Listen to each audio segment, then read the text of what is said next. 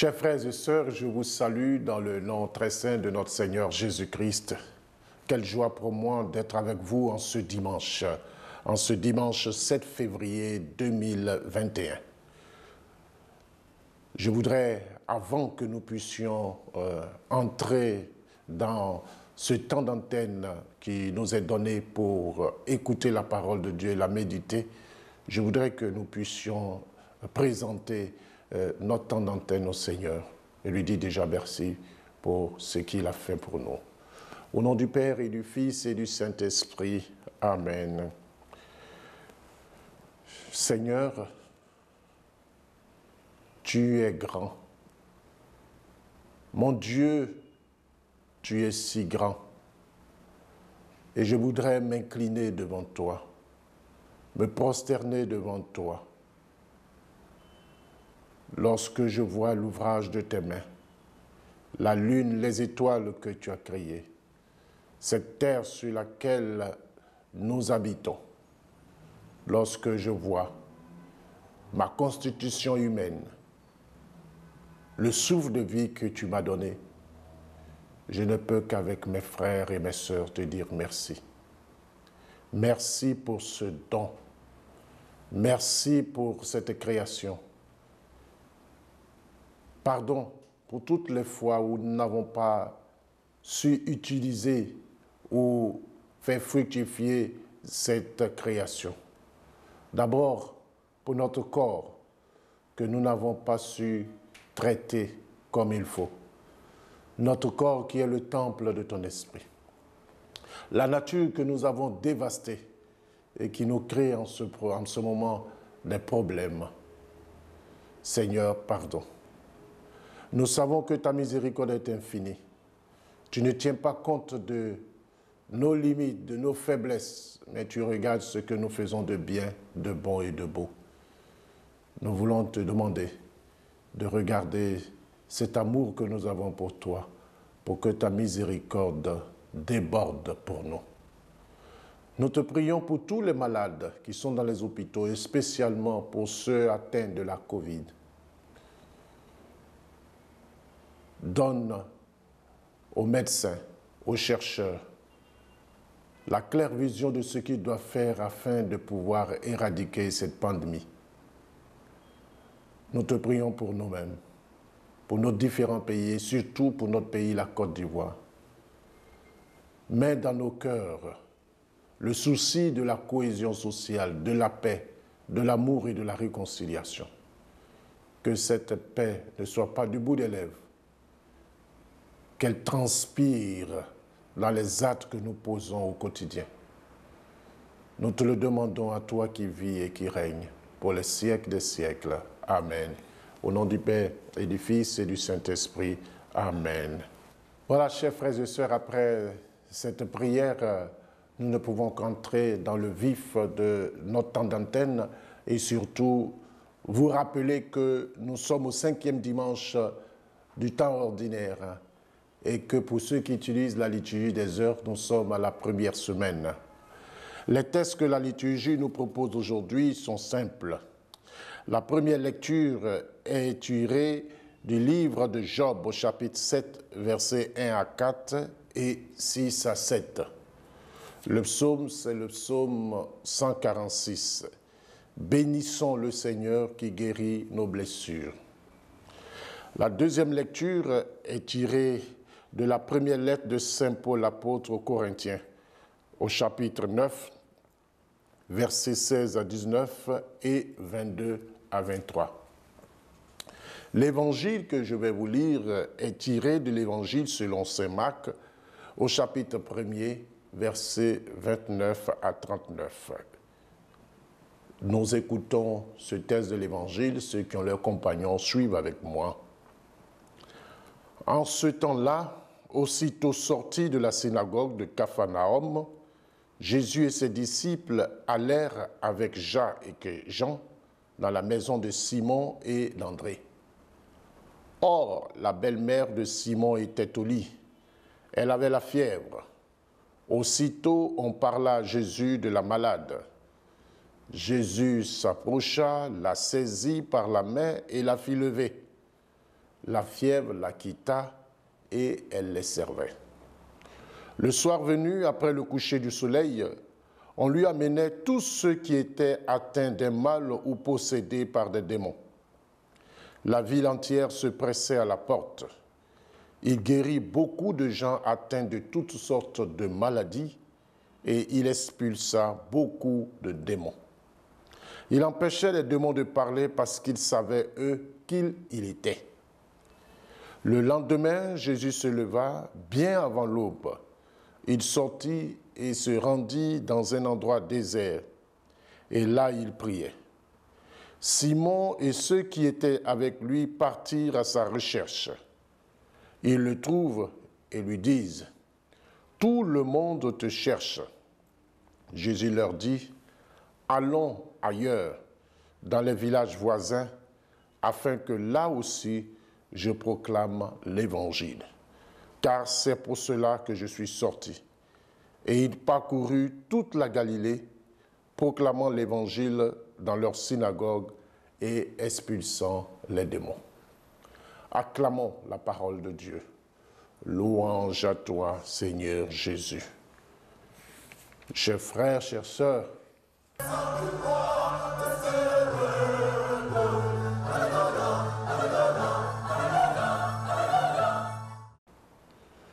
nous venons d'écouter cette belle page de la parole de Dieu et je voudrais que, à la place de l'homélie qui devait être faite, de ce partage de la parole de Dieu que nous devrions faire ici, vous proposer l'homélie donnée au jubilé de l'Église catholique, disons 125e année de l'évangélisation en Côte d'Ivoire, l'homélie prononcée par son éminence Jean-Pierre Cardinal Coutois.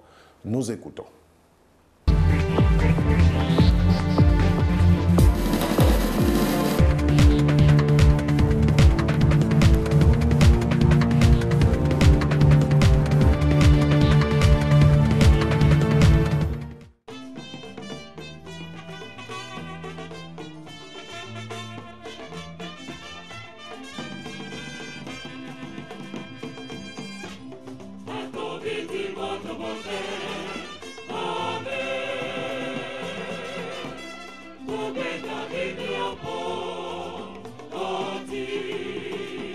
Un chant exécuté en langue de Charles Moula, la traduction en français nous donne: te servir, Seigneur, mais un doux de voix sur moi. Sois fait ton bon Dieu. Alléluia, alléluia,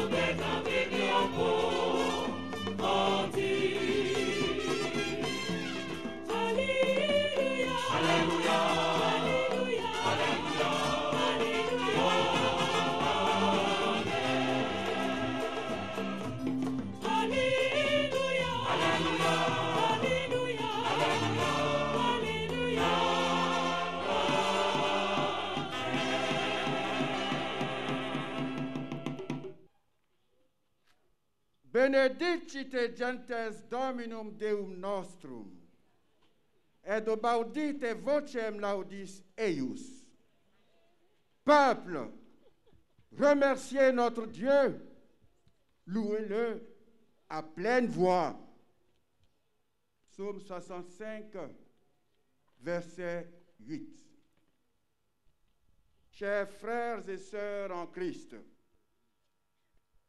le psaume 65, dont je viens de citer un extrait, et qui nous invite à remercier notre Dieu et à le louer à pleine voix, cadre bien avec l'événement qu'il nous permet de vivre en ce jour. la clôture des festivités marquant la fin de la célébration des 125 ans de l'évangélisation de notre pays. Oui, peuple de Dieu venu de tous les horizons de notre pays, des contrées lointaines et de toutes les couches sociales de notre famille nationale, remercions notre Dieu qui nous fait témoin de ce jubilé. Louez-le à pleine voix et disons-lui notre reconnaissance pour les hommes d'hier et d'aujourd'hui, vaillants héros de l'évangélisation de notre pays, eux, grâce à qui s'est répandu partout le miel de l'Évangile comme un essaim d'abeilles. Comment ne pas te louer? Comment ne pas te louer? Comment ne pas te louer? Seigneur mon Dieu, comment ne pas te louer? Comment ne pas te louer? Comment ne pas te louer? Comment ne pas te louer? Seigneur mon Dieu, comment ne pas te louer? Comment ne pas te louer? Comment ne pas te louer? Comment ne pas te louer? Seigneur mon Dieu. Quand je regarde autour de moi et que je vois tes enfants assemblés pour glorifier ton nom, comment ne pas te louer? Seigneur mon Dieu, tu es grand, tu es saint, tu es merveilleux, Dieu d'Israël, Dieu de la Côte d'Ivoire, comment ne pas te louer? Seigneur mon Dieu, comment ne pas te louer? Comment ne pas te louer? Comment ne pas te louer? Seigneur mon Dieu. Benedicite gentes Dominum Deum nostrum, et obaudite vocem laudis eius. Peuple, remerciez notre Dieu, louez-le à pleine voix. Psaume 65, verset 8.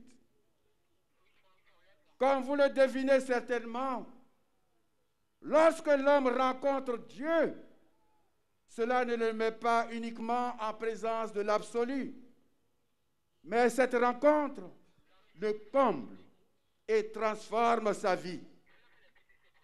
Dès lors, l'action de grâce qui monte de son cœur apparaît comme la réponse à cette grâce progressive et continuelle dont Dieu ne cesse de le combler.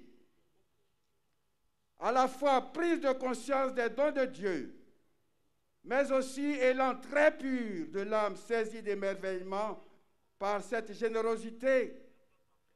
L'action de grâce est essentielle dans toute vie et surtout pour le croyant, parce qu'elle est une réaction de la créature qui découvre dans la joie et la vénération les bienfaits de son Créateur. Ce Créateur qui dispose pour notre humanité ce dont nous avons besoin pour notre bonheur et pour sa gloire.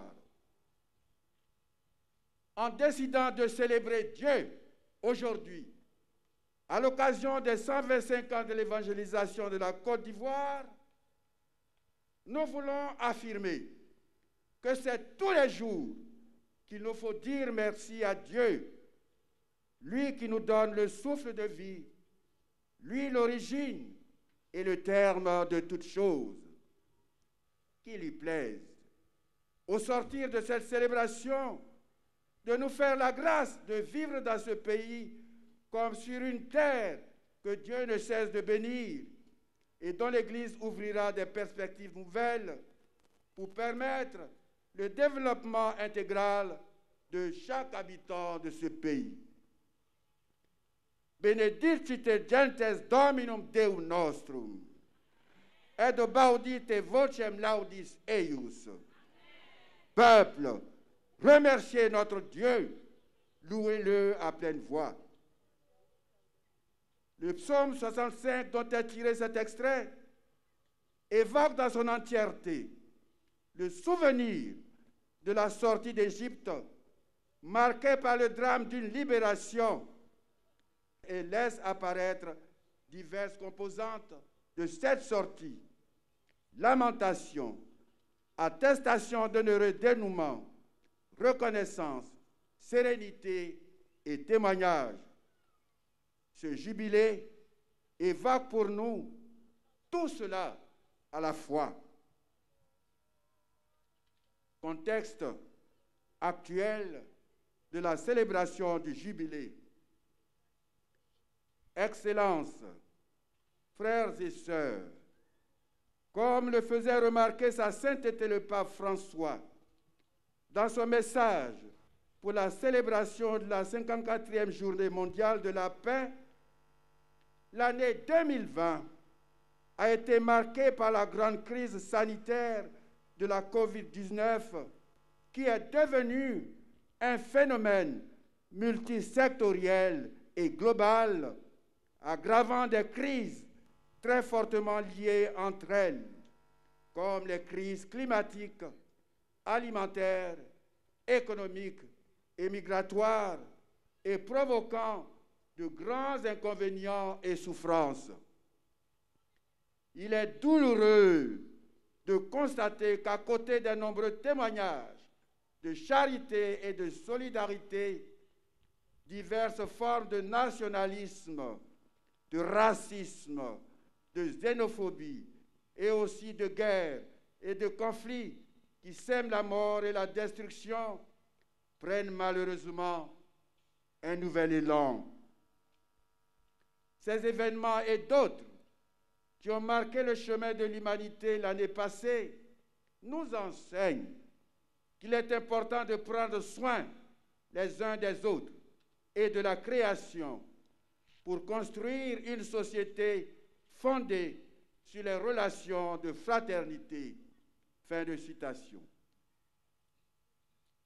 Au niveau local et national, je ne vous apprends rien, et ce serait pour moi prêcher à des convertis que de vous dire que la crise que traverse notre pays depuis de nombreuses années a eu pour nos concitoyens des conséquences graves et multiples. Partition du pays au sens propre comme au figuré, profondes blessures physiques et morales, chômage, dégradation des mœurs, déchirure du tissu social, paupérisation des masses, avec à la clé de nouvelles formes de pauvreté engendrées, des familles dévastées, détruites. Et comme si nous n'avons tiré aucune leçon de ces crises à répétition, les derniers événements qui ont eu cours dans les mois d'octobre et novembre 2020 sont venus enfoncer davantage le clou d'un contexte social qui a fortement perturbé la cohésion nationale et qui a mis à mal les valeurs fondamentales de notre société. Des valeurs comme la fraternité, la solidarité, la vérité, la justice sociale ont fini par devenir des denrées rares. Le tissu social est tel que nous nous demandons bien comment nous avons pu en arriver là et comment nous avons pu accepter ces agissements sans que notre foi au Christ ne puisse prendre le dessus et nous ramener à des proportions non pas acceptables, mais chrétiennes. De plus en plus, le constat est à la fois triste et amer. Des amis d'hier sont devenus des ennemis jurés aujourd'hui. Quant aux relations interpersonnelles, elles nous donnent l'impression d'être cousus de fils de méfiance, de suspicion, de mensonges. Plus grave, des chrétiens qui ne se parlent plus pour des raisons politiques, mais qui continuent de communier au même corps et au même sang de celui dont ils se réclament. Tel est le triste tableau que nous offrons à la contemplation de nos concitoyens. Comment n'avons-nous pas compris que les violences verbales et physiques, les destructions de biens, les morts d'hommes, les intimidations de tout genre sont autant de mots qui portent en eux le venin de la division qui engendre la mort. Loin de moi l'idée de réveiller des tristes souvenirs dans les esprits. Pour tous les pays en crise, et singulièrement pour la Côte d'Ivoire, mon unique et profonde prière est de voir durablement recoller les morceaux par la sincère volonté de tous les acteurs, à quelque niveau de responsabilité qu'ils se situent. Ce contexte rappelle les lamentations dont je faisais allusion plus haut. Fort heureusement, la célébration des 125 ans de l'évangélisation de la Côte d'Ivoire coïncide avec la clôture de la 117e Assemblée plénière de la Conférence des évêques catholiques de Côte d'Ivoire, dont le thème « L'éducation en Côte d'Ivoire au service du développement humain intégral » est tout un programme. Église en Côte d'Ivoire, perspective pour un mieux vivre ensemble. Excellences, frères et sœurs, en 125 années, grâce à la générosité, à l'esprit de sacrifice des missionnaires, et malgré leurs limites et leurs faiblesses, l'Esprit du Christ a su nous réunir. Nous formons aujourd'hui une seule famille, une communauté, l'Église, famille de Dieu, famille catholique de Côte d'Ivoire, et qui confesse un seul Seigneur, une seule foi, un seul baptême. Voici les liens qui nous unissent, les merveilles que Dieu a opérées en nous et dont nous voulons en rendre grâce encore une fois. Tout en saluant les premiers ouvriers de cette croissance, je n'oublie pas les plus humbles peut-être, mais tout aussi méritants, nos vaillants catéchistes qui ont su faire corps avec cette recommandation du Christ. Allez, de toutes les nations, faites des disciples, baptisez-les au nom du Père et du Fils et du Saint-Esprit, et apprenez-leur à garder tous les commandements que je vous ai donnés. Et moi, je suis avec vous tous les jours jusqu'à la fin du monde. Aujourd'hui, beaucoup de chrétiens restent fidèles aux engagements de leur baptême. Ils accordent une place importante à la prière dans leur vie. Des groupes de prière se constituent ici et là. Les fidèles, dans leur ensemble, participent d'une façon plus active à l'Eucharistie. Ils sont nombreux, les foyers chrétiens qui s'efforcent de vivre les exigences du sacrement du mariage et restent soucieux de l'éducation de leurs enfants. Dans les paroisses, certains fidèles s'engagent davantage dans les conseils paroissiaux, dans les mouvements d'apostolat, la catéchèse, la chorale, etc. Nous avons donc des raisons de nous réjouir des résultats du travail accompli par nos vaillants missionnaires, relayés aujourd'hui par un clergé local dont les efforts sont à saluer et à encourager, sans oublier les religieux, religieuses et les catéchistes.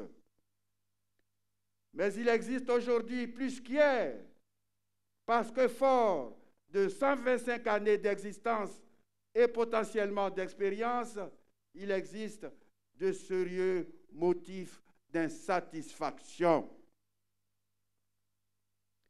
Excellences, frères et sœurs, le développement humain intégral que nous appelons de tous nos voeux ne peut s'obtenir qu'au prix des efforts conjugués de tous.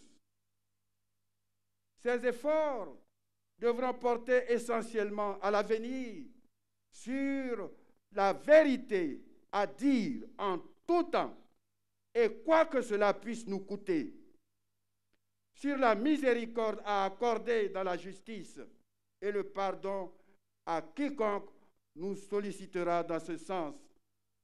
Car, en vérité, la miséricorde et le pardon sont la condition sine qua non pour aboutir à la réconciliation qui offre le cadre et dresse le lit pour le développement humain intégral. Rappelons-nous les propos introductifs de l'exhortation apostolique à Fritzsche Munus. L'engagement de l'Afrique pour le Seigneur Jésus-Christ est un trésor précieux que je confie en ce début de 3e millénaire aux évêques, aux prêtres, aux diacres permanents, aux personnes consacrées, aux catéchistes et aux laïcs de ce cher continent et des îles voisines. Cette mission porte l'Afrique à approfondir la vocation chrétienne. Elle l'invite à vivre au nom de Jésus la réconciliation entre les personnes et les communautés et à promouvoir pour tous la paix et la justice dans la vérité. Comme vous le savez certainement, toute vie en société est faite de heurts. Une fois les problèmes sont nés, allons-nous continuer inlassablement à ressasser tout le mal qui nous a été fait? Quels sentiments vont nous animer quand on sait que la vengeance, tout comme la haine et le refus de pardonner, se nourrissent de vengeance, de haine et de refus de pardonner?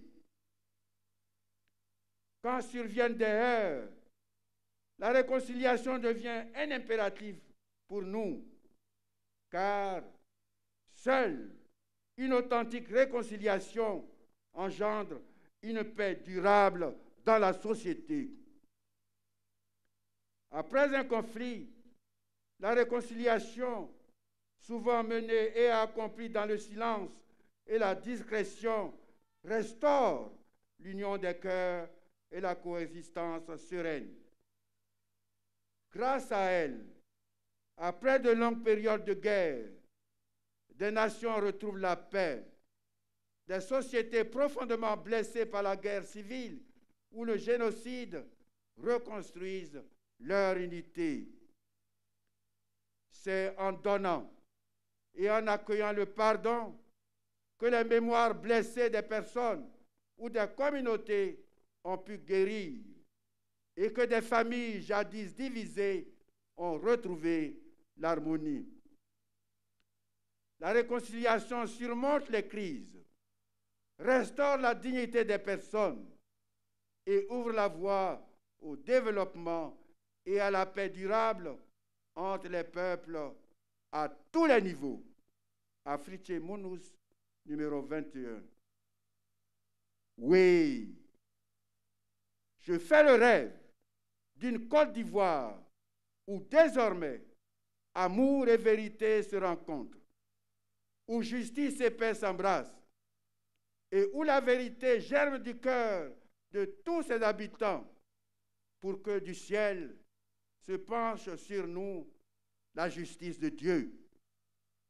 Oui, cela est possible si nous considérons que tous, à l'image des disciples de l'Évangile, nous sommes appelés par le Christ afin d'œuvrer à l'avènement de l'Ivoirien nouveau, celui qui vit et aime. Car, comme vous le savez, aucune société, même développée, ne peut se passer du service fraternel animé par l'amour. En effet, celui qui veut s'affranchir de l'amour se prépare à s'affranchir de l'homme en tant qu'homme. Il y aura toujours de la souffrance qui réclame consolation et aide. Il y aura toujours de la solitude. De même, il y aura toujours des situations de nécessité matérielle pour lesquelles une aide est indispensable dans le sens d'un amour concret pour le prochain. C'est l'amour qui apaise les cœurs blessés, échelés, abandonnés. C'est l'amour qui engendre la paix ou la rétablit dans le cœur humain et l'instaure entre les hommes.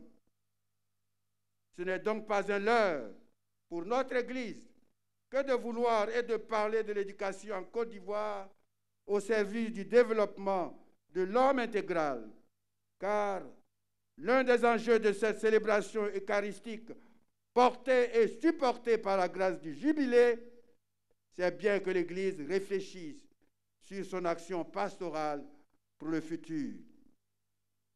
Aujourd'hui, il s'agit pour nous, à la suite de nos missionnaires hier, d'être nos propres missionnaires pour semer largement ce que nous-mêmes avons reçu, sans avoir peur de la fatigue, car nul ne doit être oublié.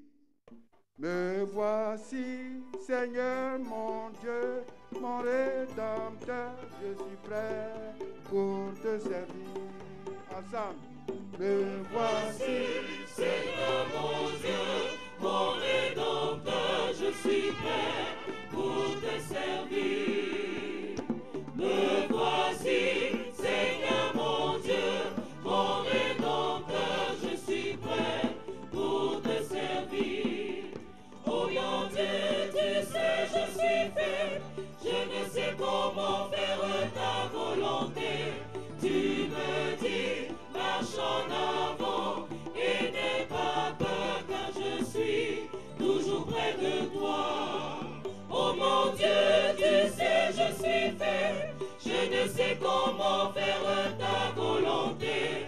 Tu me dis, marche en avant et n'aie pas peur, car je suis toujours près de toi.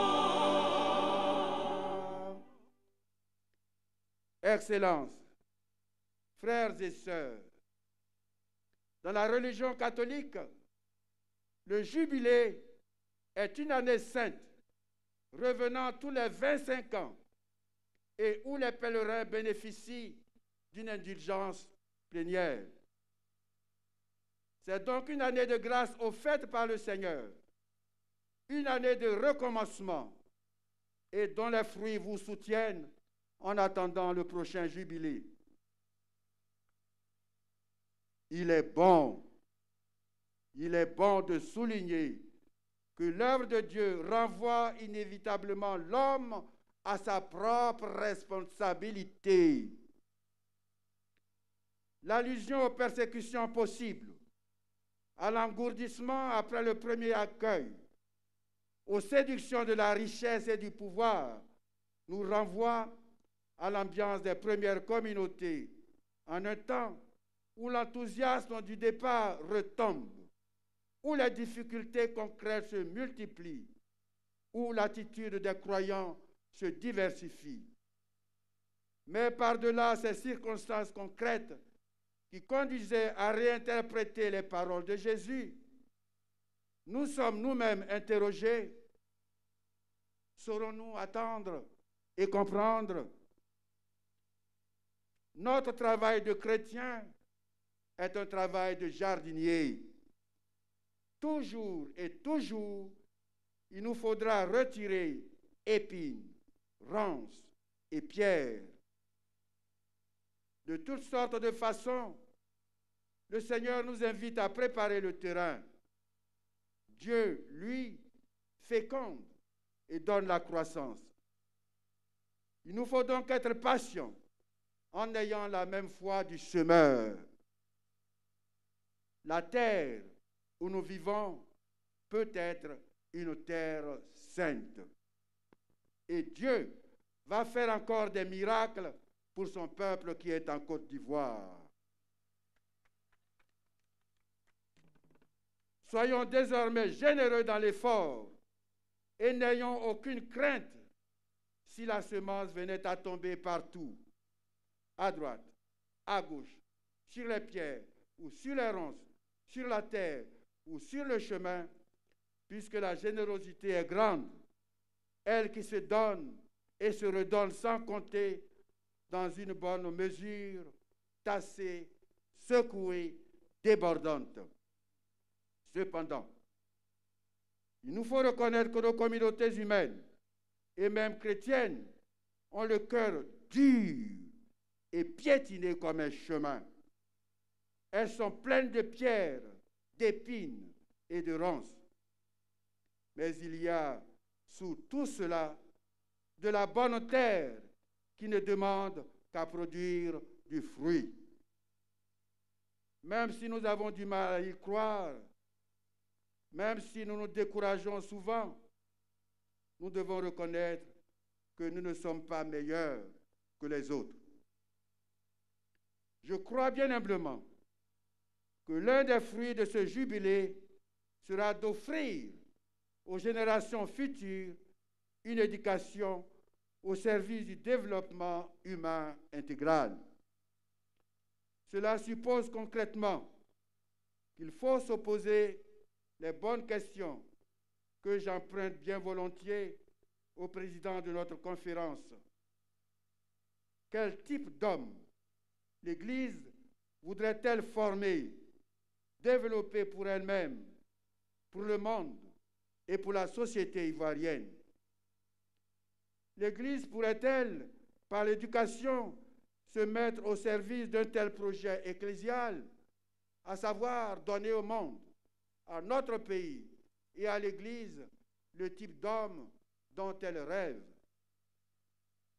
Pour y parvenir, il nous faut revenir à notre mission fondamentale, tirer tout homme de ces ténèbres par le biais de l'éducation, en approfondissant les sillons creusés le 28 octobre 1895 par les pères Amar et Bonhomme, qui commencèrent les essais d'évangélisation par l'enseignement. Pour ce faire, il nous faudra être lucides pour ne pas tomber dans l'autosatisfaction et prendre la bonne mesure des événements que nous serons appelés à vivre désormais.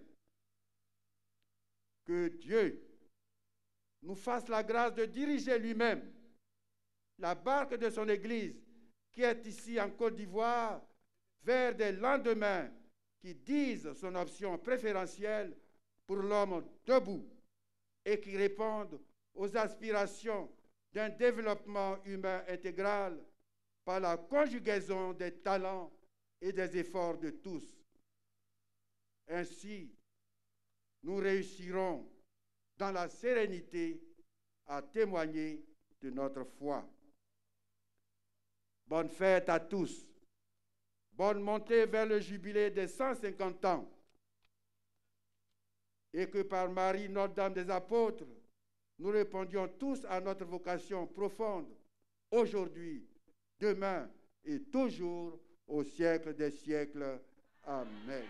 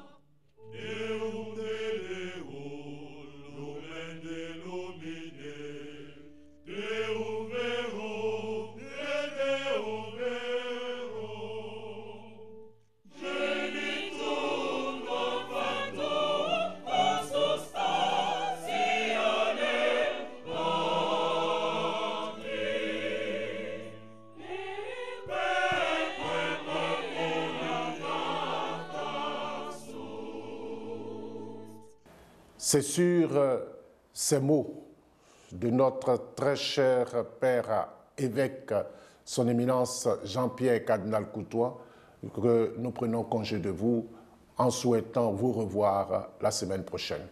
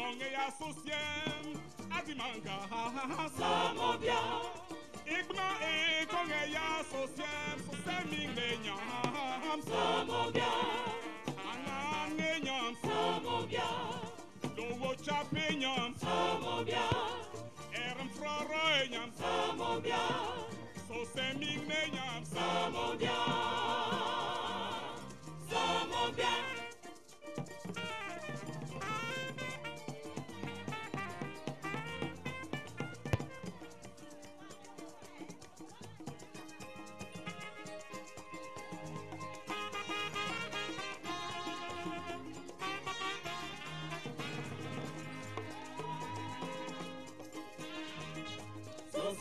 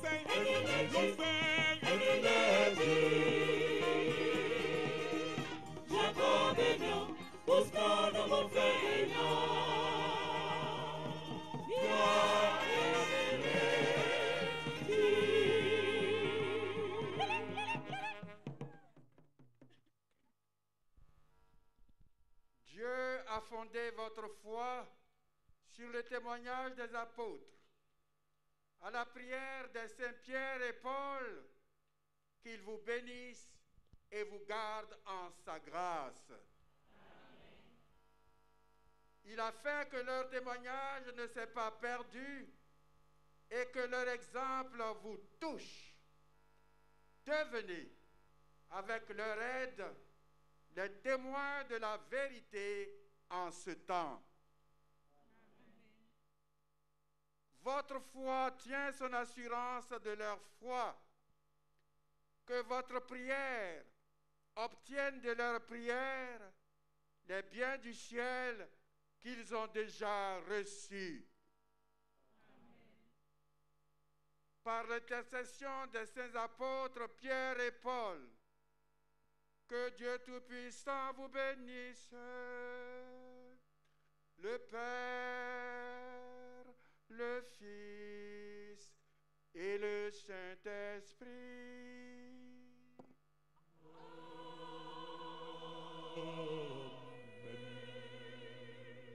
Allez dans la paix du Christ.